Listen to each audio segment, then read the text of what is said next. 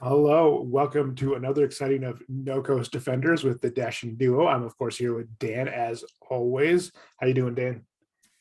Glad to be back. It's been a while. We are here, refreshed, and we got some great stuff to talk about. So I'm pumped.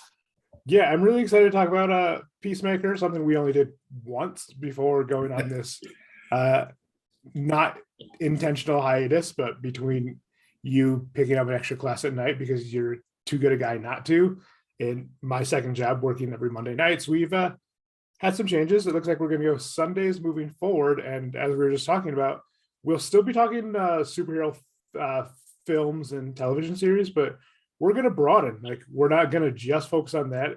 Dan and I are lovers of TVs and movies in general. So we'll be the No Coast Defenders, but what we are defending is you from bad television and movies. So we will be discussing what we're enjoying watching starting next week. This week we'll focus mainly on Peacemaker, which we both loved. So it's would probably have Yeah. been what we talked about anyway. So who knows? There might be weeks that we're not talking about the same things. We're just excitedly telling the other person about what we watched that week. And it could be anything. Like, maybe I'm like, oh crap, I want to watch season 4 of Scrubs.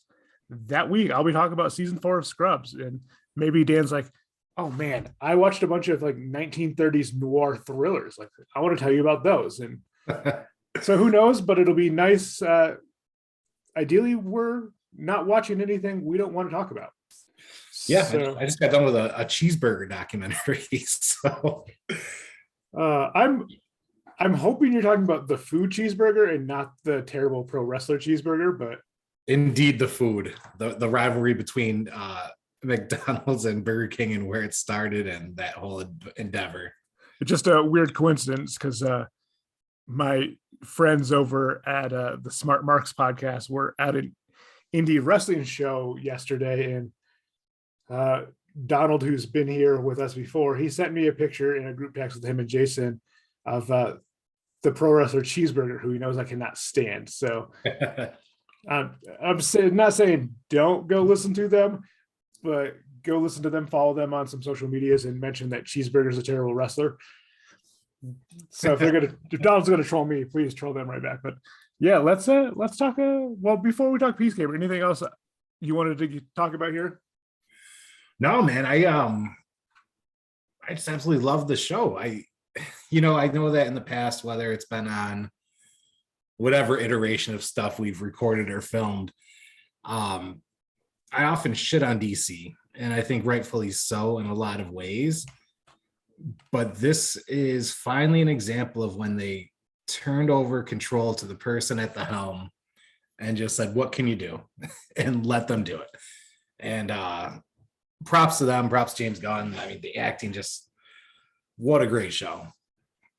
Yeah, I think not enough credit is being paid to James Gunn because we all know what he did to Guardians, but think about the movies before that. Like, the first Thor was okay. Second one was less than okay. Uh, I think the Captain America franchise has been pretty steady in doing what they were doing, but had they kept in that path, because even if you look at, I really liked Iron Man 2, Mhm. but they drop as they moved on. So had Marvel been sticking in that same formula, we'd be talking about the Marvel Cinematic Universe completely different.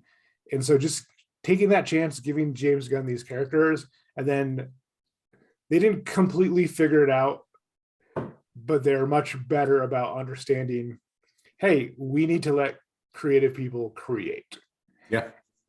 And I think DC took way too long to figure that out. And let's face it, I think Shazam was a hit. The first Wonder Woman was a hit. Some people love Aquaman. Our dear friend Tim is one of those. I really liked Birds of Prey. I know you did not. Mm. But so let's see Shazam 2. Let's see Black Adam. Let's see this Matt Reeves Batman. Like, as much as I dread saying that, like, let's see where they're going. Let's see if they let Matt Reeves create the gritty noir thriller we want from Batman. Although at this point, we've had too much Batman, so It's got to do something. Well, you know what I really like is, in the finale, Peacemaker kind of shits on some of the DC characters, stuff like that. And I enjoy that because, I mean, quite frankly, not only are we getting the Batman that's coming out, I'm going to see it Friday. We're getting that, but we have so many iterations of Joker, Batman, everything right now.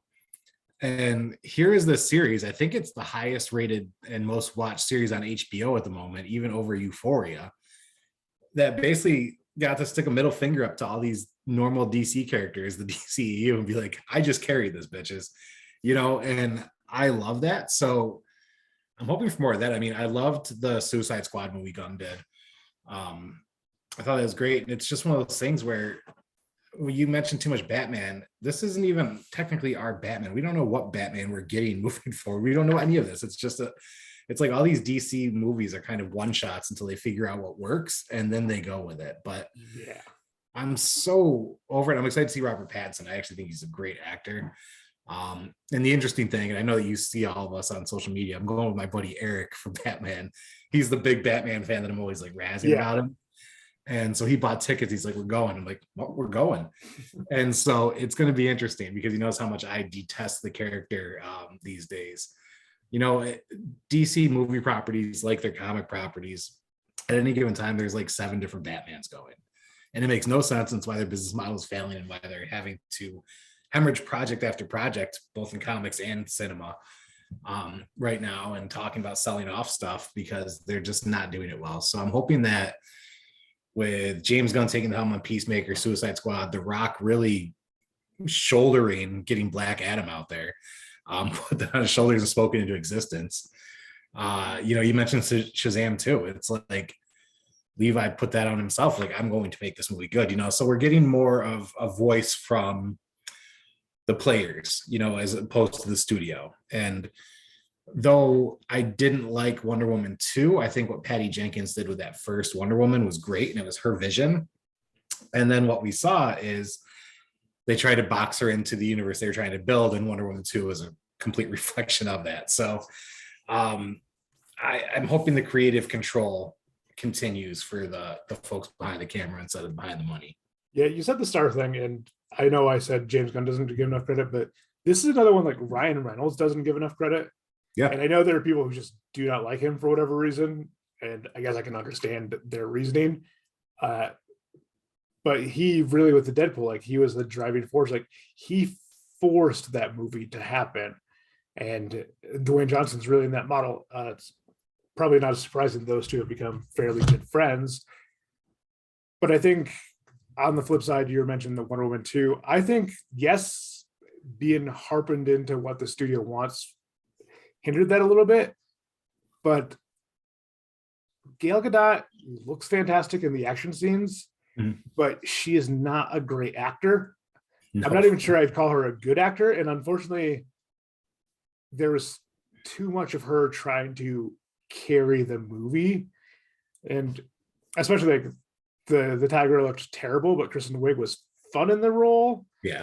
So Chris Pine was fantastic in the role. So it's just like, okay, if you're gonna sat around her with all these people that can carry movies and steal spotlight away, then give her less to do. Let her just look like a badass. Exactly.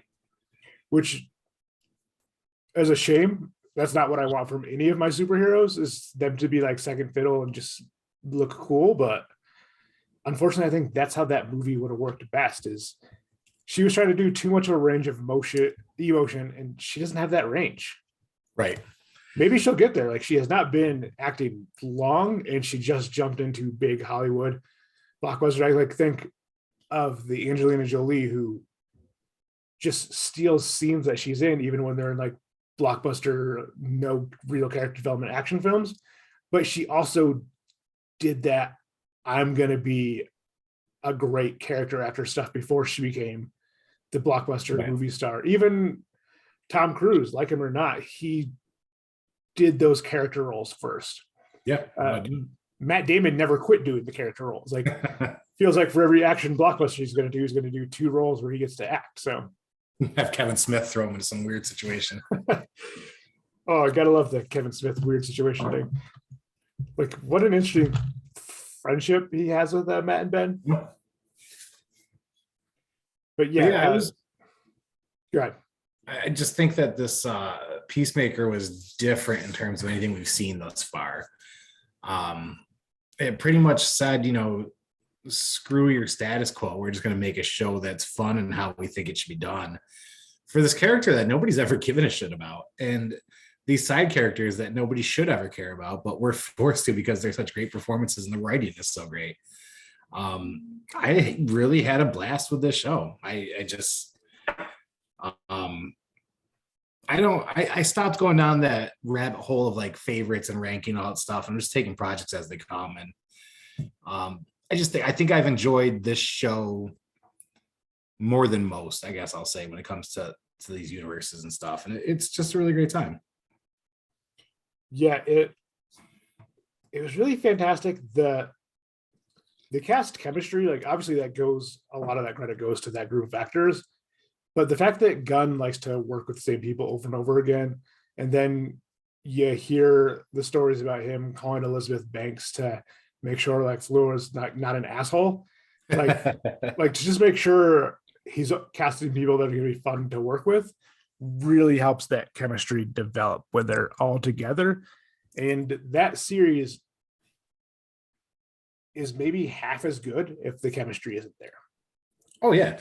I mean, a lot of this stuff is just based on dialogue. It's really dialogue based series. Yeah, we have the killings, but they're like over the top, and then the moment passes, and then it's about the relationships and the connections. And I like that each episode, it wasn't like a cliffhanger. Each episode is more like, look how these guys are interacting, look how they're interacting, look at this, and it was really a great study of like the human condition as opposed to being a superhero driven show or anti-hero, whatever you want to call it. That stuff took a back seat to the heart, honestly. And I think that's what I appreciated the most about this show. Yeah. Now I don't know if we've discussed it on here or just off mic in text, or maybe we even the out of the panel music show, maybe we've discussed it, but Cena isn't a great actor. But what did you think of him here in this series? I think that, like he often does, James Gunn wrote and directed this part perfectly for the person playing the character. I think it's also, Cena took acting classes for this. He actually asked around for help. He really put in the work on this as opposed to just, hey, I'm John Cena, realize me, let me show up and do this. We all know he's funny. He's had comedic roles. What's the movie he did with LeBron? With Trainwreck. Amy Schumer, Trainwreck. Yeah. He was great in his 5 minutes in that. He's got those chops, but in terms of like carrying something, he really doesn't. And I think in this, it shows he put in the work, but it also shows that it's like meet somebody where they're at kind of thing, where they're like, these are your strong suits. We're going to stick to that. And we're going to attack your vulnerabilities in a way that you feel them while recording it, while filming, you're feeling all those sort of things too. So, just a smart team behind the camera working with what they had. And from the moment when he's in his underwear dancing around in that first episode, I knew I was going to love him in the series, and I was not disappointed. Now, as far as not carrying everything, he didn't fully carry the movie, but Vacation Friends with Lil Ray, he carried more than a lot of the movies he's in. And then same with Cockblockers. I know it was essentially about children trying to go to prom, but yeah, it was carried by the parents in that film. So, well, they've often relied on him being like the big dumb funny guy, though, as opposed to the dude with some feelings. And yeah. I think that's where this one really thrived. He got out of his stereotypical box there and just became an actor I could watch in something. Yeah, and he credited Gunn's music selection. Yes. Yeah, he used the music to inform like how the role was, but yeah, it's easy, especially with that character, to have let it go very one-dimensional. Mm-hmm. But they gave some real depth and emotion to Peacemaker and everything that happened with his father. Like, it was actually kind of impressive, the story they got out of that.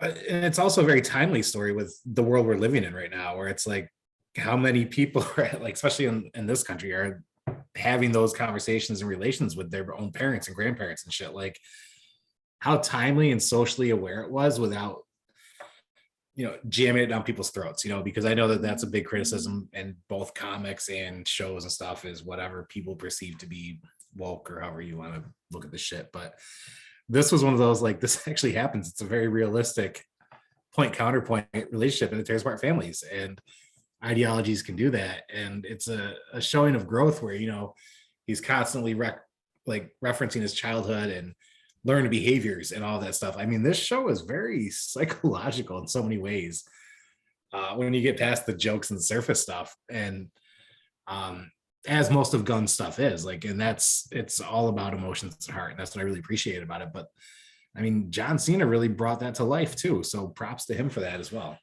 Yeah, I read, and I don't know if it was from Gunn himself or someone just speculating that they'd heard it, but there was pushback to them putting the supremacists in white capes and then the white dragon to be in that white suit.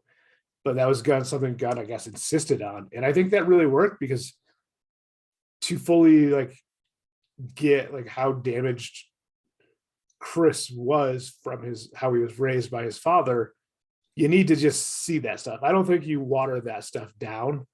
I know they chose not to use the N-word, and I think that was the right choice. Mm-hmm. But you need to see the white. You need to see that. Mm-hmm. I thought, and so I'm glad they did. And as awful as the character is in a moral sense, that white dragon costume was badass. It really was. And I think that the part about him making fun of Aquaman and all that stuff, it's interesting to me, because we see from the start that he's a flawed individual.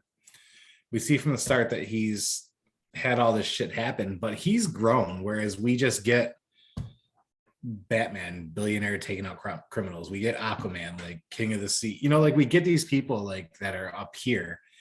And Peacemaker is I had to fight to get even halfway where you are, and I'm out here doing more good than you, kind of thing. It hasn't been an easy journey to do good, but he's committed to doing good. And I know that his mission is flawed, however you look at it, but that's the character, and we can't, that's just who the character is. But I think just the notion of blowing up the typical superhero or anti-hero norms and just existing is so awesome, and was portrayed so well. Yeah. One of the things I really liked about the end was that every character went to this place and they grew, but you still see Vigilante jumping out of the hospital to not deal with the police. And then you see the two of them blowing up appliances at the end. So it's just yes, these guys went far, but it wouldn't be believable in this, what would have been 4 days in the series. Yeah. So it's not believable they completely change, and all of a sudden now Peacemaker is Captain America and not some flawed version of Captain America. So it made sense in that aspect that each of these characters grew, but they didn't become different people. And I think that's when someone talks about the worst iteration of woke, that's what that would have been if all of a sudden right, Vigilante is not just killing villains, he's doing his due diligence and trying to follow the law or anything. And Peacemaker should be saying off the cuff, not PC things, because that's how he was. That's who the character is. That's how the individual was. So it's great they didn't make that change, because then that would have been that that quote unquote woke, because that's not how the real world works. We're all flawed people who are constantly changing. We all have to slip up and take our lumps. So, and comic books in their own right are about growth and change and represent populations. So I thought it was cool. Is it Danielle Brooks? Danielle Brooks talked about the dance sequence where they weren't going to it unless everybody did it, to show the camaraderie amongst the crew. Unless everybody could get the dance down, it wasn't a one shot. It was all of them together doing this, and she refused to do it unless they all learned the dance and did it. And there are very few shows where I don't forward the credits or the opening sequence, and this is one of the few where I don't. But then afterwards, hearing about the work that went into that and the dedication, and knowing that regardless of what level these actors are on, there's some pretty famous people in here. Yeah. they all committed to this shit and learned the dance and did it together and choreographed it. Like, as much as I love this show, I think that might be my favorite part, because as we've seen James Gunn with these projects, he creates a family atmosphere for the folks involved, and they've all spoke with it. But it's nice to see that trickle down to the actors and forcing this, like, yeah, I'm not doing this unless everybody's doing this. And it wasn't as like taking a stand. It was, we're a group, we're united. And you see that in the show as well. And just holy shit, you know, if you can get a show from start to finish for each start and end sequence like that, that's magical. We don't get that a lot. Like the small details are missing from a lot of TV these days, and especially the stuff we watch when it comes to like the comic book related stuff. And this was just every minutia was covered, and I love that. Yeah, I listened to a great interview with Steve Agee over on the Ringerverse, and he was talking about that dance sequence and how he's not looking forward to season 2 because with all the folks that died and all the new cast they're gonna have, that means they're gonna have to reshoot a new opening dance sequence. Yep. But it really was. And then speaking of the family thing, I mean, you saw that Cena offered to officiate Gunn and Holland's wedding in full Peacemaker get up. Like, that's brilliant. And of course, because the internet's a terrible place, when I don't know how they didn't know this before, but when it became like public knowledge on the internet that Gunn was dating Holland, all of a sudden there's like 1,000 think pieces about, oh, he cast her just because of that. I'm like, yeah. Does it matter? She's great in the role. Like, I mean, they're saying the same shit about Taika with what's her name? Valkyrie. Yes. Yeah. I have no idea why I'm drawing a blank on her name right now. Oh, Tessa Thompson. Yes. With him, you know, and his whatever was happening with like her and Rita Ora, and it's like, and that's why she gets parts. No, she's fucking awesome. And if somebody happens to find love, then awesome. And if they happen to find it fun, awesome. Doesn't fucking matter, you know. And especially in a world like Hollywood, people just want to pick it whatever they can. But yeah, man, I didn't know many of these actors, you know, before. I only knew them for 1 or 2 projects for the most part. And I found myself like Googling after each episode, like, what else have they done? Because I want to see these folks. And I started watching the stuff, and I really noticed that their best performance was brought out in here. That's a show that wasn't set to succeed as much as it did from the start, maybe even half as much, just to introduce some shit, especially like the Waller stuff and everything else. To get the ball rolling, is now the most kind of like prolific franchise for the DCU when you really think about it. So they did it, you know, like that's just, they did it. They did exactly what they set out to do, and they put their trust in the right people, and I absolutely love it. Yeah, I think the 2 people I was most excited to have seen do so well in this series was Steve Agee, who I've known for forever, but it's always smaller roles or really weird roles. I mean, like, you remember he was in Superstore? Mm-hmm. Like 12 episodes in Superstore, and he was great in all of them, but like he never became like a regular reoccurring character. Yep. So he was great to see. And then Annie Chang, who I'd never seen anything before, but I thought she was like the low-key MVP of the series. Like, to have played like the earnest, like justice above anything.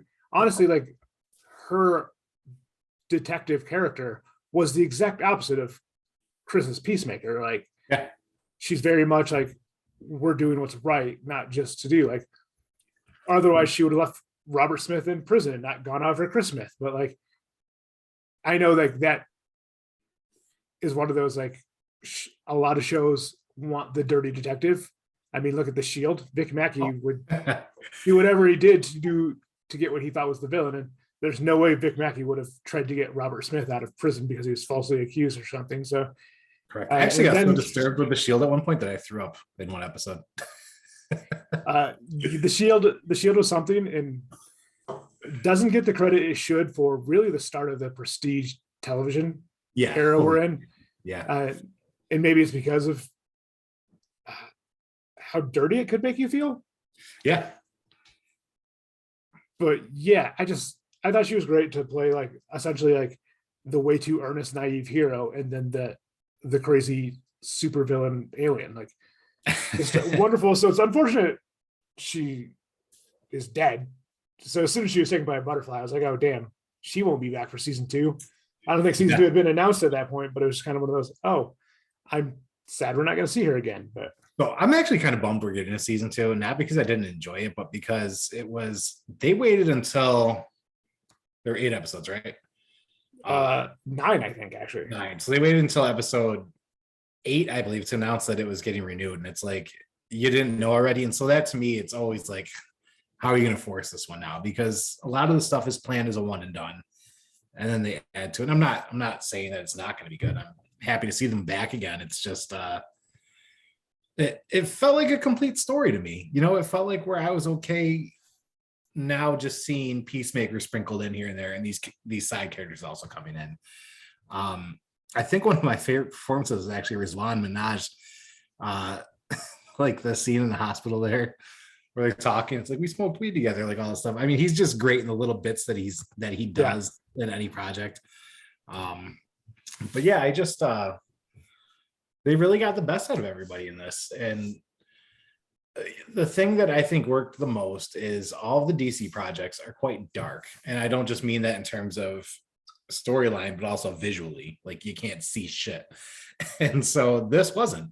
It was bright. We were actually outside. There was daylight, and it wasn't all doom and gloom. Like, it was like, it was one of those shows where shit can only get worse, even if it seems like it's already at the worst. And so, I don't know. I appreciate a lot about that.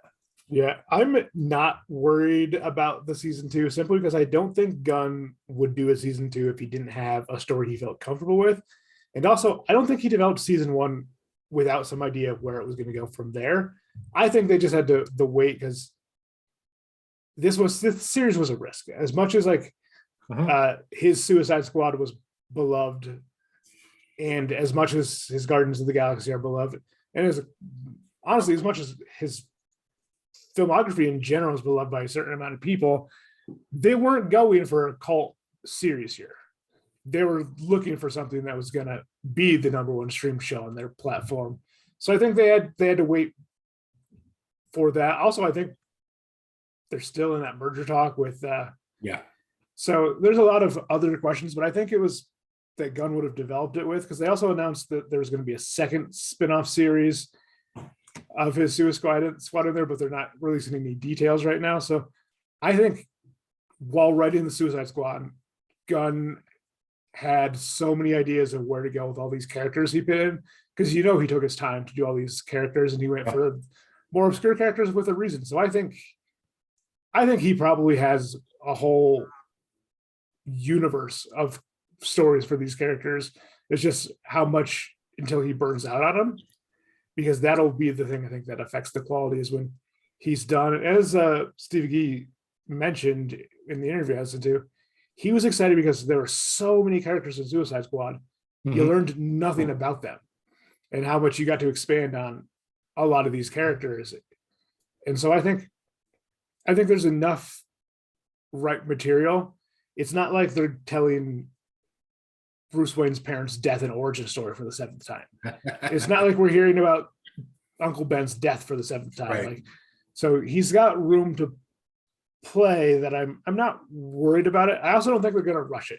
I was kind of surprised how quickly this one came out, but yeah, I don't know how much of that was to do with John Cena's schedule, but he seems to have fallen in love with this role. So I think he'll make room in his schedule for any future Peacemaker projects. The number of press appearances I saw with him after airing where he's wearing the costume, like, this dude just doesn't want to take it off. It's almost become his new identity. And then, and reading the interviews where he, like, you mentioned the music, and how much James Gunn gets into soundtracks and music for his stuff, and to collaborate like that, and like to say that's what really hooked him. And then, like, knowing that this is like his curated soundtrack for the show with James Gunn too, like, it just, when an actor puts themselves into the project so much that they take on that identity, not the method acting stuff, because I think that goes over the top at times, like with Jared Leto, Joaquin Phoenix, those guys. I think that goes a bit. Daniel Day-Lewis never answered anything but the character he's playing. Yes. But when, like, your whole heart and passion is into it, and that's, it becomes part of you in that sense. I mean, it shows on the screen, and holy shit. I mean, even to have a straight face with the eagle scenes, which that was just great. I mean, I love it, man. It's nice to have a refreshing moment where you just get to watch people having a good time on the screen while making quality material. Yeah. Well, and the amount of press Cena does makes sense because when he was wrestling full time, he used to leave Monday Night Raws on Vince McMahon's private jet to go wherever they were to New York City to do like Good Morning America the next morning. And that's just one of those things with being a publicly traded company and a guy who sells so much merchandise, he just had to do it.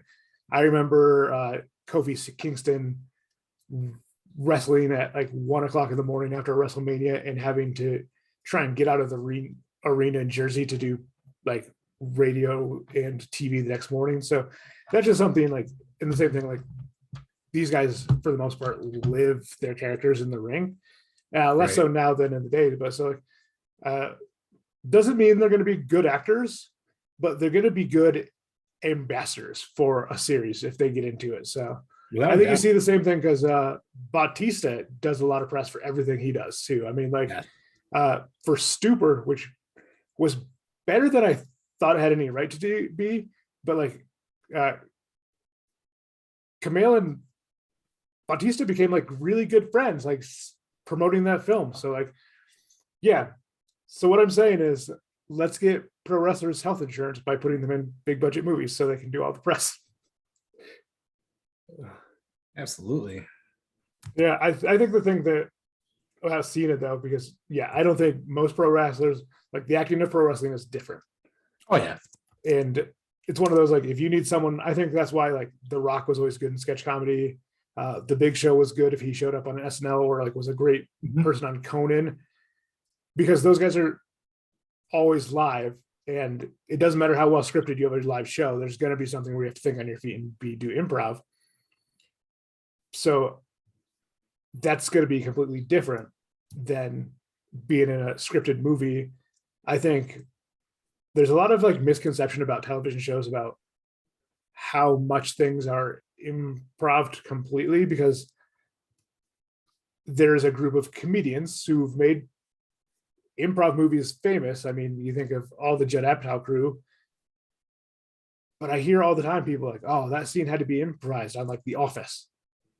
Guess what? Most of those scenes were not improvised. Like it was Steve Carell and Krasinski and Rainn Wilson did some improvisation. Everyone else was like maybe a line or two, but that was just phenomenal writing from a phenomenal writing staff that shouldn't be so shocking since they've all gone on to create other hit shows. Right. I think even like a show like Letterkenny from Canada, everyone just kind of assumes that's all going to be ad libs. No, it's pretty much the exact script and dialogue, but the actors have some say into what their characters are going to say with the dialogue, how they're going to speak, especially the native characters. Like their dialogue is almost completely rewritten by the native actors. So it went downhill completely once they got picked up. A little bit. I wouldn't say completely, maybe like a half a step back. But when your bar was so high as an indie show, it becomes also, they have been on long enough now. I know a lot of people have only discovered them in the last year or two, but they've been around long enough that it's hard when you've got such a small cast to keep. That's why series add new characters. Yeah. Well, I think they're giving Shorzy his own series now too. So. Yeah, the most one-dimensional character. So yeah, that's just going to be a bunch of series about all trash talk and hockey scenes, which is fine. There are people that's what they love about the series. So I think also like Gunn is very collaborative with his actors too, and that's why we see things like that you could believe some of that, and some of it was, I think Steve McGee mentioned, like when he was just listing other options of superheroes or whatever, like part of that was him, like but then a lot of that was Gunn, because he has said no one knows more about obscure comic book characters than James Gunn. And it's true though. Like if you follow him on Twitter, his storyboards for shit that he plans years in advance. Like these companies aren't reproaching him. He's like writing out whole scripts and then going, hey, let me make you this movie about these characters. And then these studio execs have no idea what he's talking about, so they can't refute anything. They can't say, oh, you got this wrong. It's just, it sounds so crazy, it might work. Like we were never going to. Kevin Feige never said, "Yo, let's bring the Guardians to the big screen." It was Gunn coming. Hey, I have this idea for Guardians of the Galaxy, and it's like, how do you say no to that?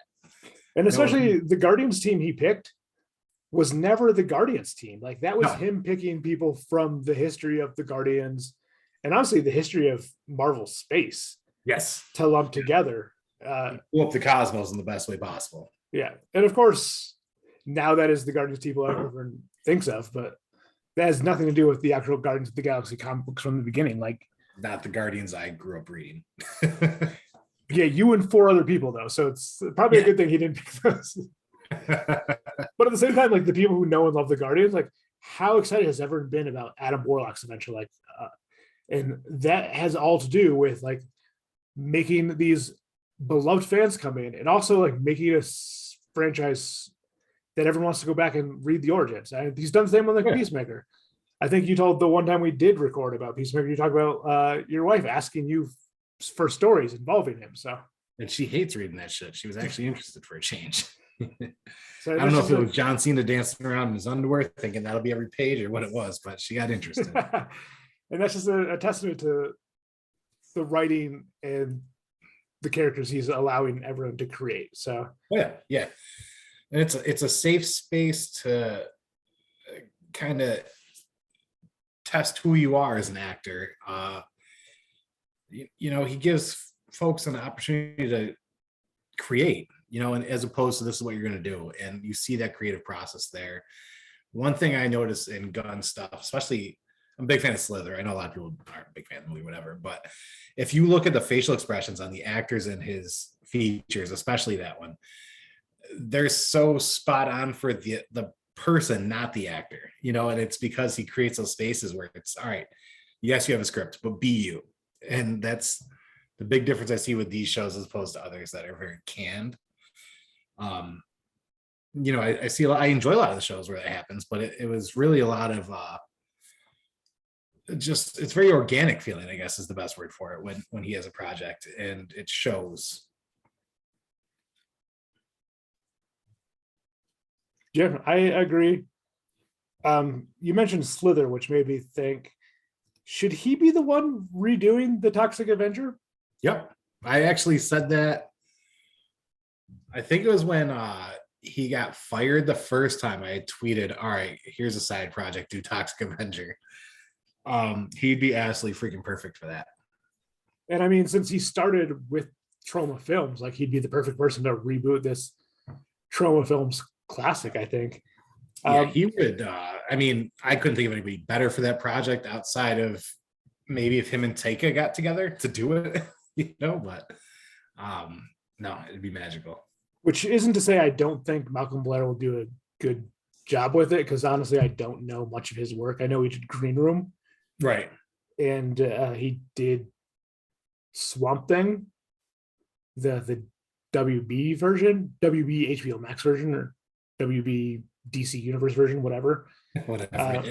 So like, he's not a terrible choice for this. And obviously, like if he's working on it, he must be passionate about it. But yeah, that's not one of those projects where you're just like, you wake up one day and you're like, yeah, I'll take that job. That's when you really got to dive deep into. So yeah, I'm all about it. I've always been a fan of Toxic Avenger, and but the one thing, and I think we'll both agree on this, is we need to get a Gunn Howard the Duck movie or series or whatever. It's got to happen. It's got to happen. Yeah. Yes, I do agree. You know, another character for comics that I wouldn't mind seeing him do is the Goon. I think he could do a perfect Goon, which that series also will never die. I think it's on like its 3rd publishing company. The 2nd one started by him. So, which good for Eric Powell. Like he's just going to keep it alive. Similar to Mike Mignola and Hellboy, because I think he's out of Dark Horse and has created his own thing for Hellboy too. So yeah, some of these indie titles just keep getting passed on and passed on. I think the Goon would actually be a really good show adaptation that people could really get behind. I think if you kind of try to come out as a movie, it may not be received as well, but if it's one of those things that grows on you over time, it'd be great, especially because I mean, there's different volumes with different people involved in the projects and things like that. So continuity becomes an issue too. So you need somebody Yeah. who really, really knows the material well.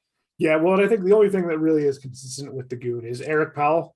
So I feel like he'd have to be involved in the series too. And Yeah. I don't know that he wants to. I feel like he would have already licensed it off if he cared about someone else taking the project. So Most likely, yeah. Just like I think, I mean, we're going to get another Hellboy reboot, but I wouldn't mind it being a series, like just because it feels Hellboy's like. tough for me. What was that? Hellboy's tough for me. Just because, I mean, going from Ron Perlman to anybody else is just I don't know, it's just a kick in the nuts when you're trying to enjoy it. I think Ron Perlman's perfect, to be honest. Yeah. David Harbour's version, David Harbour was not a bad Hellboy. The writing on that was trash, but Ron Perlman's just perfect. It's, you know, when I go back, I read a lot of those, and when I go back and read it, I read it in his voice, you know, and so it's just, that's a tough one for me. That's an interesting question I want to pose to you right now on the spot. And then maybe we'll wrap up. But what characters from movie and TV have replaced in your mind the characters from comics or books? Definitely Ron Perlman as Hellboy, like I said. I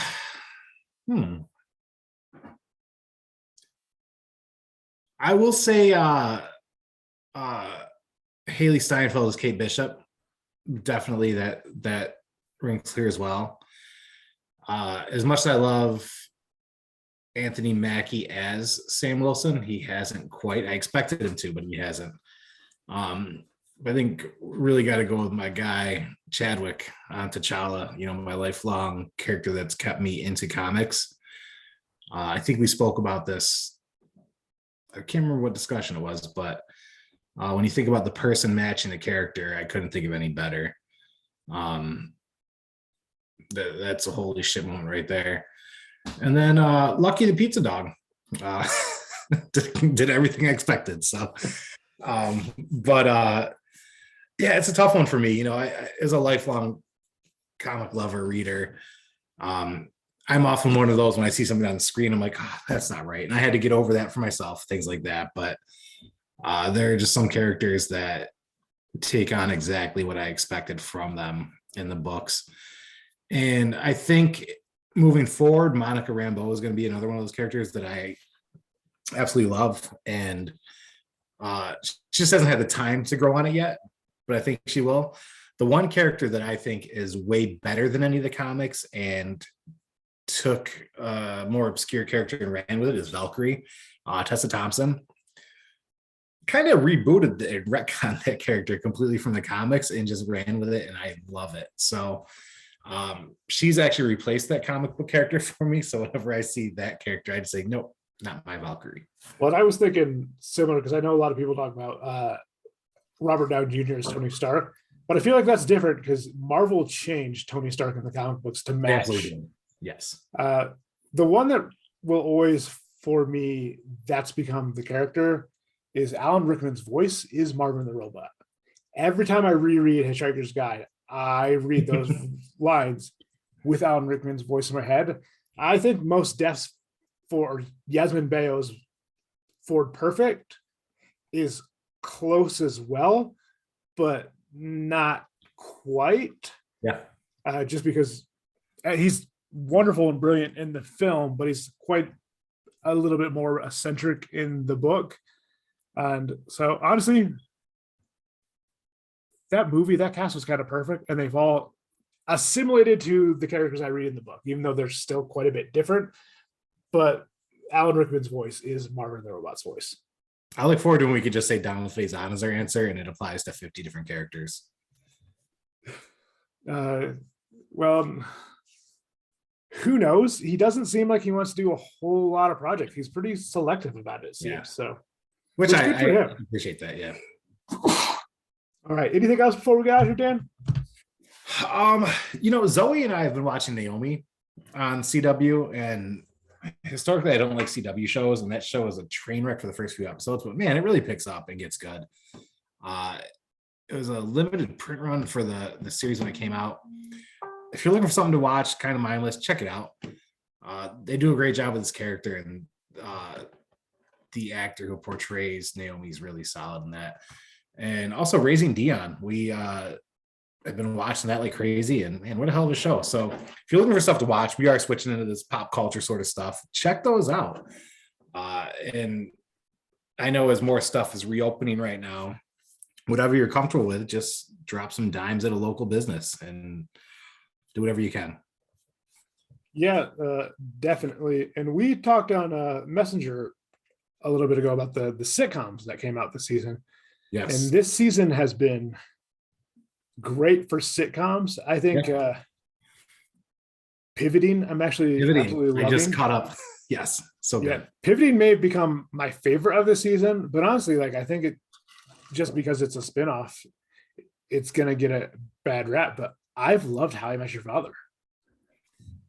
It's my guilty pleasure. Like I haven't told anybody about it. Like, hey, have you watched this? But I've definitely been loving the shit out of that show. I mean, it's been exactly what it's supposed to be, and nothing more. And they even write it so that it's exactly what it's supposed to be. I personally really enjoy it. Yeah, and I mean, when Chris Lowell was cast to be like the Robin version in this show, I was like, Yeah. I love him. Like, Yeah. I think he's a little underrated, but some of the stuff he's been in, I think. Did you ever watch Enlisted? Yep. I thought he was great in Enlisted as the arrogant, cocky middle brother, and I've just every time I see him in something since then, I was like, oh, which is always kind of funny because I only watched Enlisted because of the guy who plays the younger brother who was in Suburgatory, and they're just kind of like, those when there's a character who's great in a sitcom, you're gonna watch him in the next one, and that's just how it goes. So, it's a mindless watch for me that it does exactly what I want a sitcom to do for me. And Pivoting is just the writing is so smart for that show, and the performances are just so incredible. Yeah, Pivoting is just it's brilliant. That cast, like from top to bottom, is just kind of perfect. Yeah, and it's just like that. I was like excited to see Colton Dunn in the last couple episodes get more play, because I mean, I think the first time I saw him in anything was when he was one of the animal people in Parks and Rec, and I was like, oh yeah, he was great in the couple scenes we ever got in Parks and Rec as Animal Control, and then obviously like he was just amazing as Garrett in Superstore. Yes. And so to see him in this, it's just like, oh yeah, no, dude has some range, which he didn't get to show too much of it in Superstore. He was mostly just the funny guy. Yeah. So to see him, I think this whole cast, like it's a cast that's brilliantly funny, but they all are being able to show some range. Yeah. Yeah. It honestly borders on Scrubs levels for me when it comes to the mixing of that. It's a very smart show, very witty, and you miss a lot of one-liners if you're not paying attention. So yeah, I've thoroughly enjoyed it, and the character development is very strong. Yeah, really, really is. But I know we'll probably talk at length about these in future episodes because that's what we're watching. So, and we're back for Sundays. I can finally commit to something again. So I'm committed to you, Gregory. And someone was bound to commit to me eventually. So it just means you're going to dump me in a Greyhound station in like 6 months. So it's great being back, my friend. Yeah, this was a pleasure, Dan. You enjoy is it The Batman? Is that what they're calling this one? I believe so, yes. Okay. So the not Tim Burton Batman, as they all are. You enjoyed that. Hopefully you and Eric get along talking about how much you both love Batman. We'll see. I wish Moon Knight came out the same day so we could compare the two. I will see you again next Sunday, Dan. Indeed.